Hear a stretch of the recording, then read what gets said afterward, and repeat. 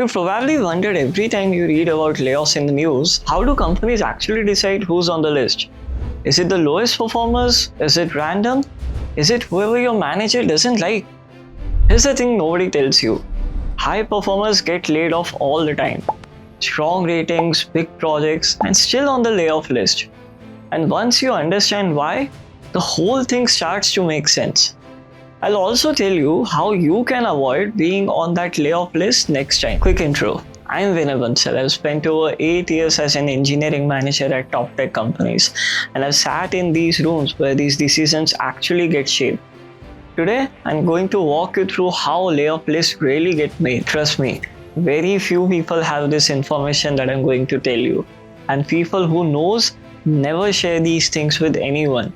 So let's get started.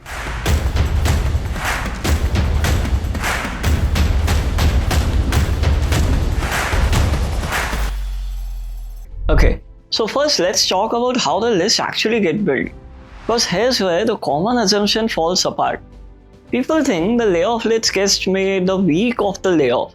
Some executives sit in a room, look at the performance data, and start crossing out names.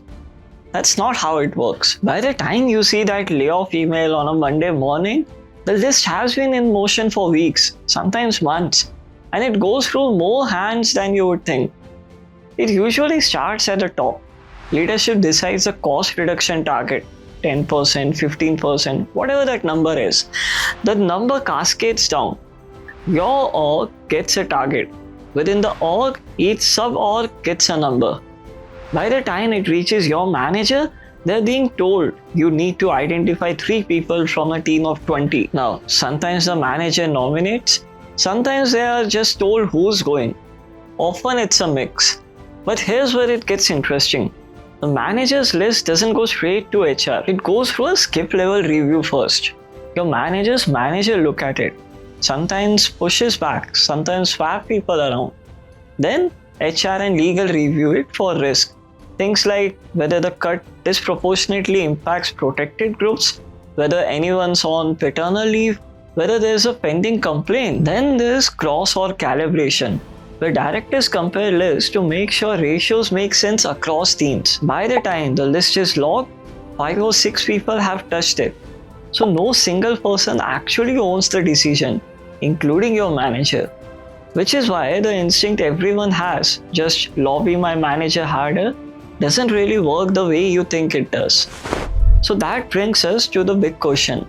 Why do high performers get cut? Because performance is one factor on a list of many, and it's usually not even at the top.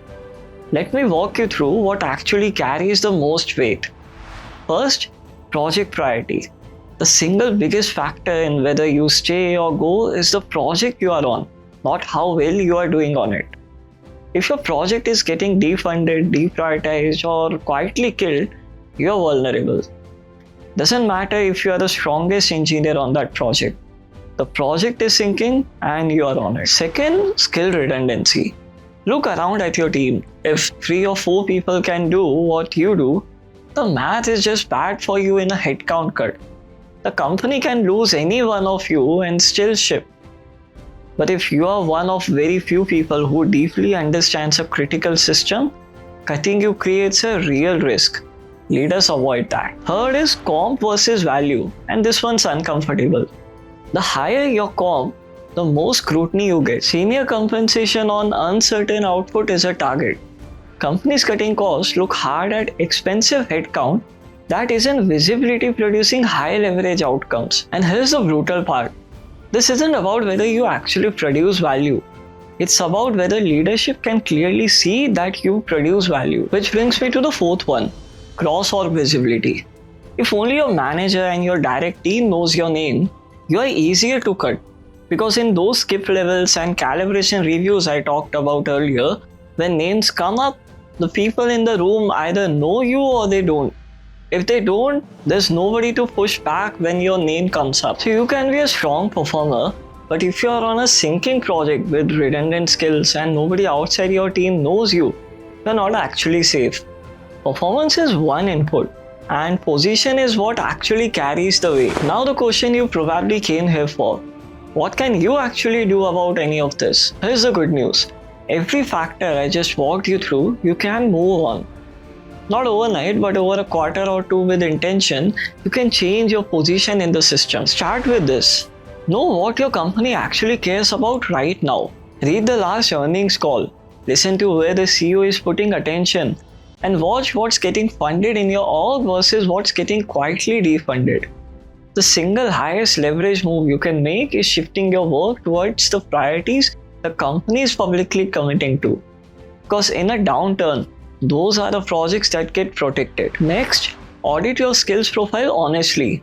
Are you doing work that 10 other people on your team could pick up tomorrow? Or are you doing work that would create a real gap if you left? You want to be in the second category. That doesn't mean hoarding knowledge or being a single point of failure. It means going deeper in the areas the company genuinely needs, especially areas that are emerging or scarce. Third, get known outside your team. Not in a self-promotional way, but in a real work-driven way. The goal is simple.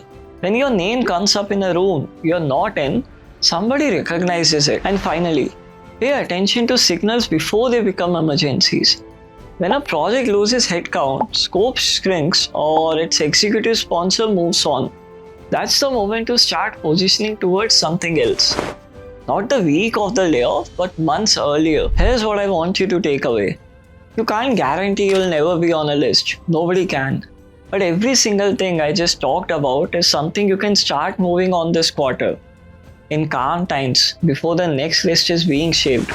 And look, if you want help thinking through your specific situation, what your project priorities actually look like, where your skill profile is exposed, who you should be building visibility with, that's the exactly kind of work I do with engineers and managers through BeTopTen.com. You can book a one-on-one mentorship session with one of the experienced leaders on the platform. Criteria aren't actually random. The signals are there. You just have to know what you're looking at. That's the whole difference.